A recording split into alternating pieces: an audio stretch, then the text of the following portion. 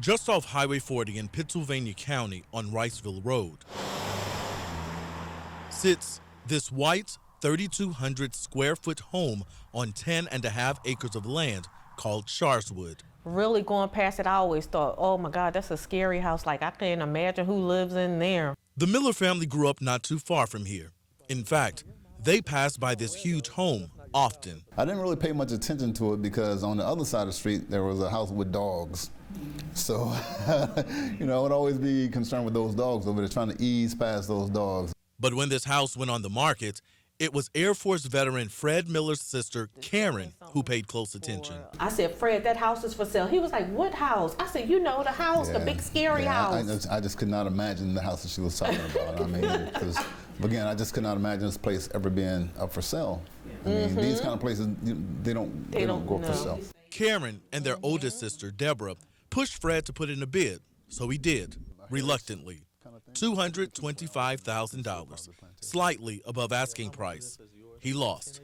But then, soon after, this house was back on the market, and Fred's sisters pushed him again to make an offer. Fred said, if they didn't accept my offer the first time, why do you think they're going to accept it now? I said, we're just going to put in another offer, the same thing, $225,000. We with your money.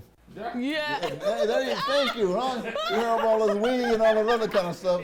But this time, the seller selected Fred's bid. This is probably my favorite part of the house here. While digging into the history of this house, now owned by Fred Miller, the family made a shocking discovery.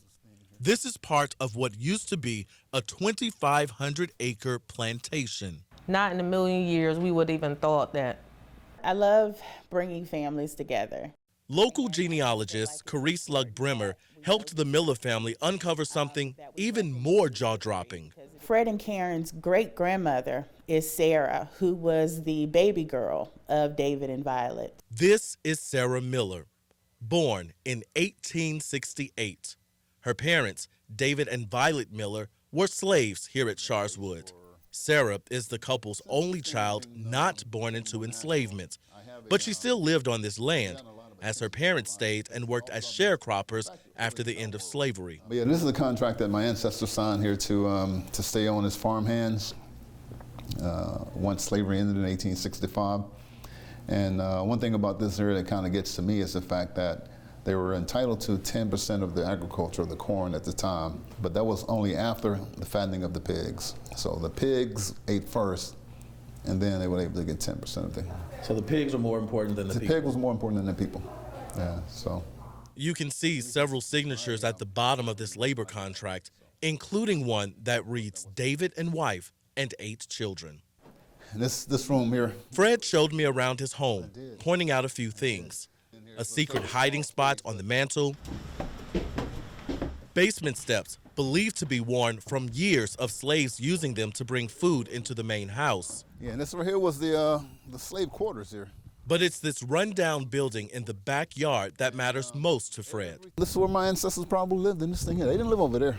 They had nothing to do with it. I would venture to say I was probably one of the few blacks that ever went into that house there. Yeah, but I know they lived in here. Fred also took me to the slave cemetery, located adjacent to the home's property line. Right, you see the indention in the ground? That's a grave. Yeah, that's a grave, and that's a headstone right there. This sacred ground is filled with rocks, each a headstone marker. Headstone here, here. And here. What's the significance of this grave with that horseshoe there? I don't know. What he does know is the current owner of this land has offered to give it to him so he can conduct studies. Fred also wants to turn this forest-like property into a dignified resting place for those who he hopes are proud of him. All the things that they dealt with, hopefully they can find some joy in knowing that now their descendants are now the owners of that property. And hopefully this house won't be on the market anytime soon. No, never again, hopefully. In Pittsylvania County, Evan Johnson, WFXR News.